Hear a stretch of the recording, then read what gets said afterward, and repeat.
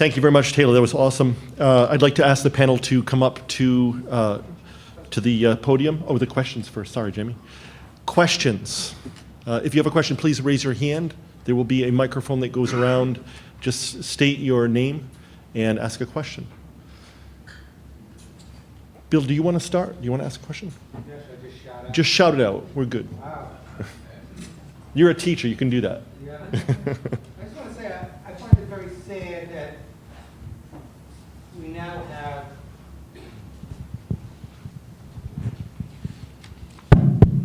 that we now have an educational universe where the value of something depends on whether there's a standardized test to test it.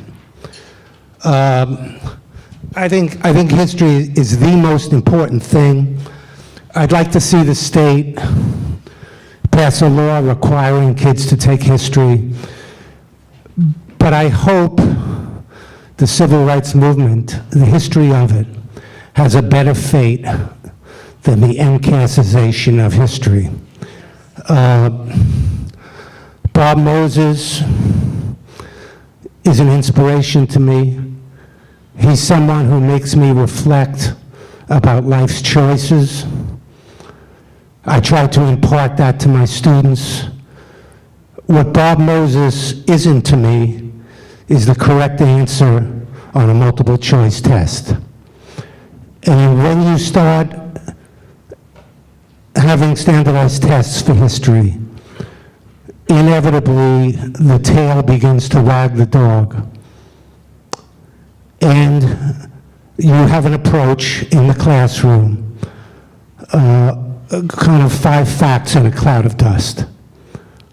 You don't have the time to sing freedom songs. As a matter of fact, I would say, as the students memorize the names of 5 leaders and 7 events that might be on the test, they are losing the freedom spirit, or they are not getting the freedom spirit. Bill, do you want to ask that to Bob? That's my question. Yep. Do you want to ask it to Bob or to Taylor? No, well, I think it's a perspective that's missing here, and I wanted to share it only because my last sentence, I am also someone who believes there's nothing more important than history, and I spent 35 years of my life teaching it.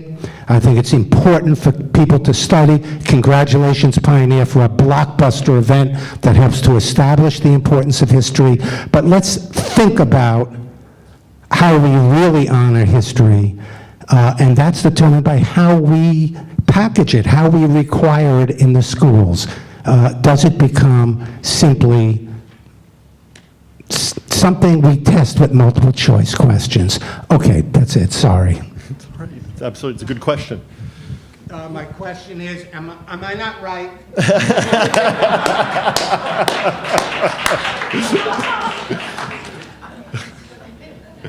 I would say you're wrong. The proof is in the pudding, and the proof is in all of the middle school teachers schools who haven't. You look at the statistics. Since the test was dropped, the facts are on the ground, and it has hurt the teaching of history. Question right there. I'm Steve Kaiser from Cambridge, and my question is for Bob. Is that most people would be absolutely puzzled by your choice of algebra, because their memory of school is a very painful course. 95% of the people probably hated algebra, and it brings up the spirit of math phobia and all these sort of things. What was the strategy that you used to decide that algebra was the thing to do? Katie, could you bring the microphone to Bob? Thank you. So I was in graduate school. I had left the country and spent about 10 years out of the country, most of those in Tanzania. I was teaching math for the Ministry of Education. I came back. I was in graduate school trying to get a doctorate that I did not quite ever get. And I was poking around and taking history of science courses, just sitting in, listening to the conversation. And this is in the late 70s, early 80s.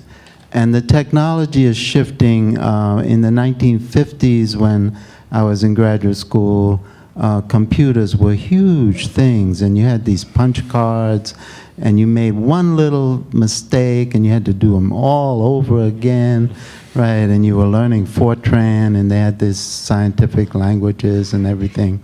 But all of a sudden, the game was changing, and we had these, they were introducing the personal computers.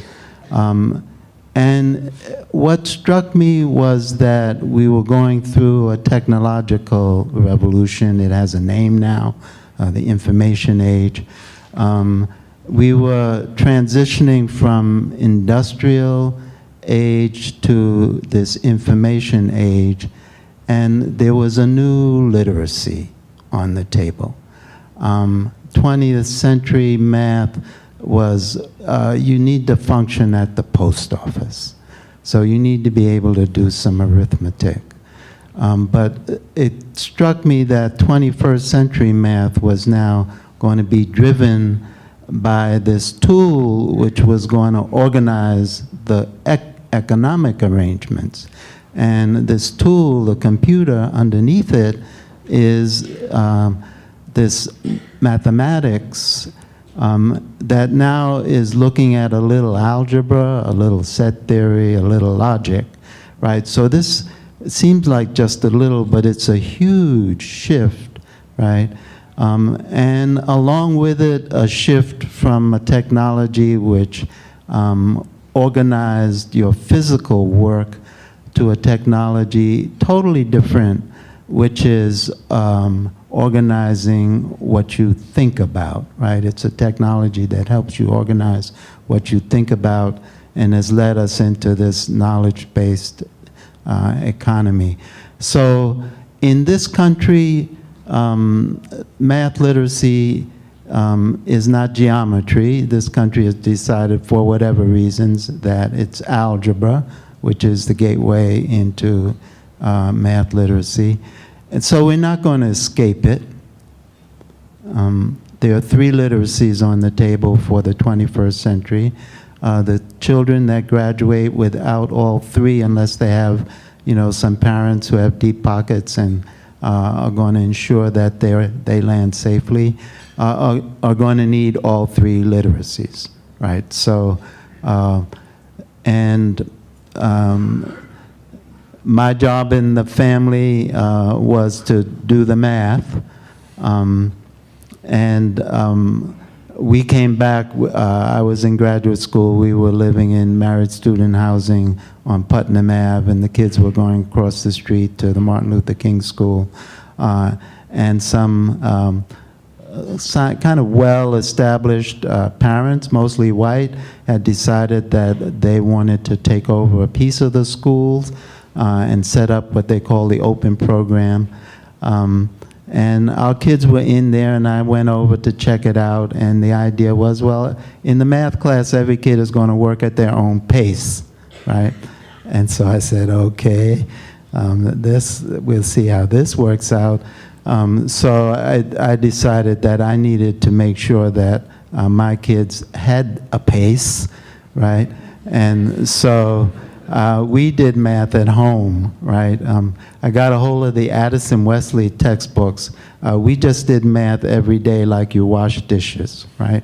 It didn't matter, vacation or not, right? Because I couldn't guarantee that they would have a place. I didn't have any money. We didn't have any money. So we needed to make sure that, and we wanted them in the public schools, but we wanted to make sure the schools worked for them, right? And so I discovered something really interesting with the Addison Wesley textbooks, that it was better to do the 3rd grade textbook for 2 years and then go to the 5th grade textbook, right? And so we did that, and Maisha, my oldest daughter, had done the 7th grade textbook for 2 years, so there was no need to do the 8th. She was ready for algebra. And when she hit the 8th grade, they didn't have an algebra teacher. They had hired a music teacher. She had never taught algebra.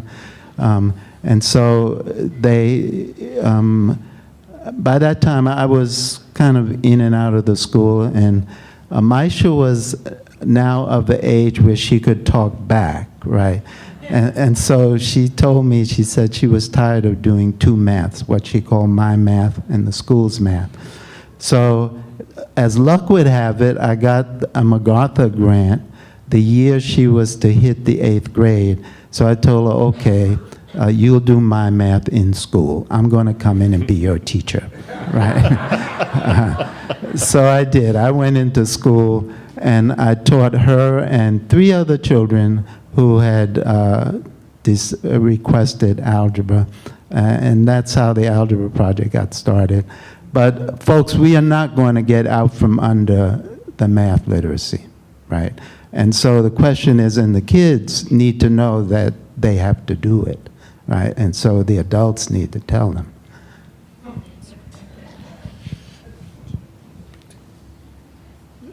Way in the back, Katie, if you could. Way Way in the okay. back.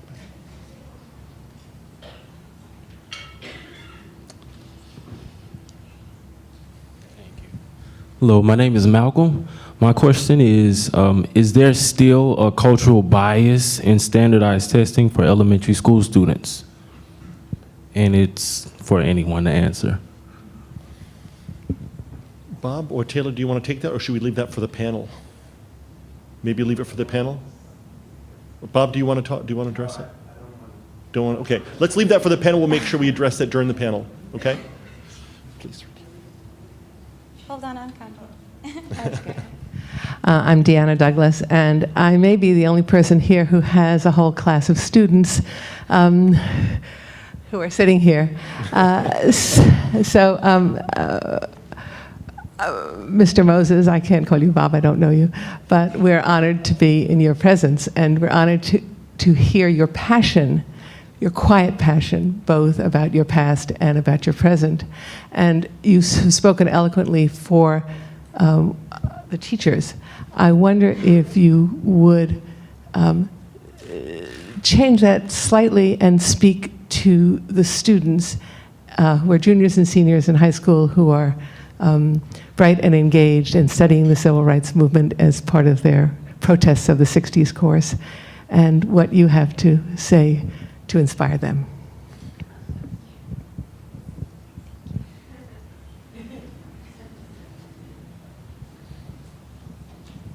Hello.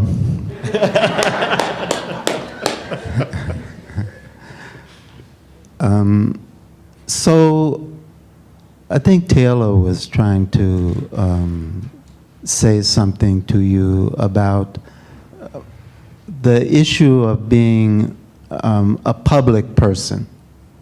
So the schools we have, and it's really set by the elite schools in the country, where really the idea is that you are being educated so that you can have individual success in life. And that success is thought of as also being, if not primarily, economic success, right?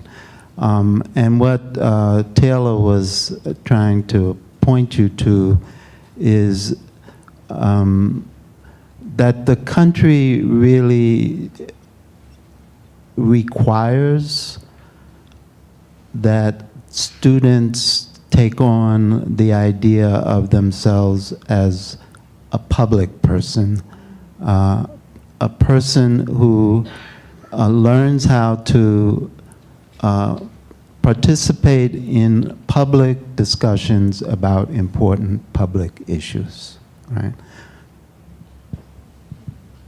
One final question, if there's one. You're right here. Okay. This is a question for Taylor Branch. This is trying to draw out a tidbit of history on President Johnson that I read that I'm interested in knowing if you know more on, that before he was even in any elected office, he was a school teacher in Texas and apparently teaching basically Mexican immigrant children in a very, very poor situation. They were very, very poor. And I read briefly that this may have been what inspired him. Extreme poverty inspired him to the war on poverty. I'm interested if you know a little bit more on that, and did his educational teaching experience lead to this?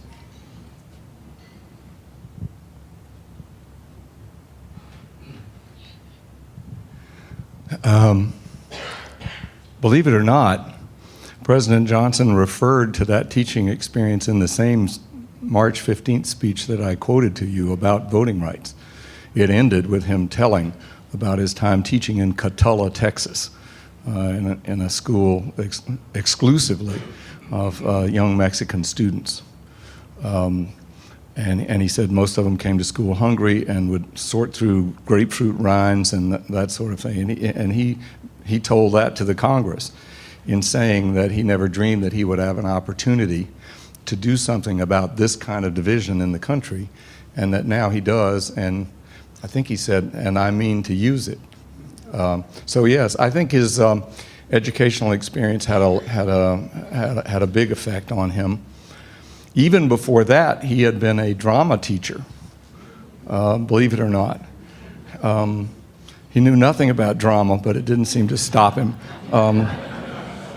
And the first thing he did in drama class, because he had students of different backgrounds who didn't know anything about drama and were very self-conscious about dealing with each other, was that he made them come to the front. And on the first day, he said, "Cluck like a chicken," for 15 seconds, each one of them. And the next day, he said, "Gesticulate wildly and make silly noises." He was trying to get people to get over being self-conscious and to share it with one another so that they could begin to engage one another in drama. So I think you learn a lot about Johnson from those little glimpses of his past, basically in 1920s Texas. That's when that came from. I want to tell you, I forgot as part of my speech, all these issues of teaching are very, very difficult, and I think they're all on the frontier, and I think schools and education are going to be changing, and so I'm trying to teach it now just today, and I'm still working on it, put up a website. I now call civil rights history citizenship and freedom, because I think we're teaching citizenship, which what Bob was talking about, being a public person, what it means to be American, to students. And that, therefore, it's important to think of it in that respect. So I now have a website, freedomclass.org, about teaching citizenship and freedom, potentially online, and I think that it's part of the mission that is going to become more urgent. So again, thanks a lot and more power to you.